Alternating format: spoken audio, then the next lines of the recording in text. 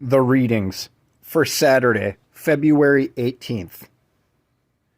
The epistle reading is from St. Paul's first letter to the Thessalonians, chapter 4, verses 13 through 17. But I do not want you to be ignorant, brethren, concerning those who have fallen asleep, lest you sorrow as others who have no hope. For if we believe that Jesus died and rose again, even so God will bring with him those who sleep in Jesus. For this we say to you by the word of the Lord, that we who are alive and remain until the coming of the Lord will by no means precede those who are asleep.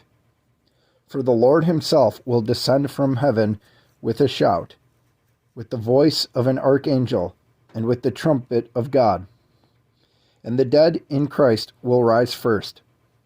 Then we who are alive and remain shall be caught up together with them in the clouds to meet the Lord in the air, and thus we shall always be with the Lord.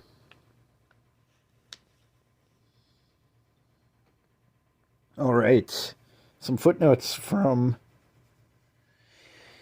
the Orthodox Study Bible. So for this exact passage, verses 13 through 17, it says that this passage is read on days commemorating the departed. And yes, indeed, today we commemorate all departed. This is what's known as Saturday of Souls, the Saturday before the Sunday of the Great Judgment. I shared a post in my YouTube channel under the community section about it. So feel free to check that out. I'll give you some insight for why we are reading this epistle today. And for verses 13 through 18, so just one more verse past what we read here today. Feel free to read that extra verse if you want. It says that one of the clearest New Testament passages on the second coming of Christ. The first century document, the Didache, lists 3 signs that will mark the return of the Lord. Number 1, the sign spread out in the heavens, Christ and his hosts. It says, quote, the sign spread out in the heavens, unquote, hyphen, Christ and his hosts. Make of that what you will. Number 2, the sign of the trumpet. And number 3, the resurrection of the dead. For the righteous, the return of Christ is a comfort, as noted in verse 18, not a threat. The Gospel reading is from the book of Luke, chapter 21, verses 8 and 9, 25 through 27, and 33 through 36. And he said, "Take heed that you will not be deceived, for many will come in my name, saying, I am he, and the time has drawn near. Therefore, do not go after them. But when you hear of wars and commotions, do not be terrified, for these things must come to pass first, but the end will not come immediately. And there will be signs in the sun, in the moon, and in the stars, and on the earth distress of nations, with perplexity, the sea and the waves roaring. Men's hearts failing them from fear and expectation of those things which are coming on the earth, for the powers of the heavens will be shaken.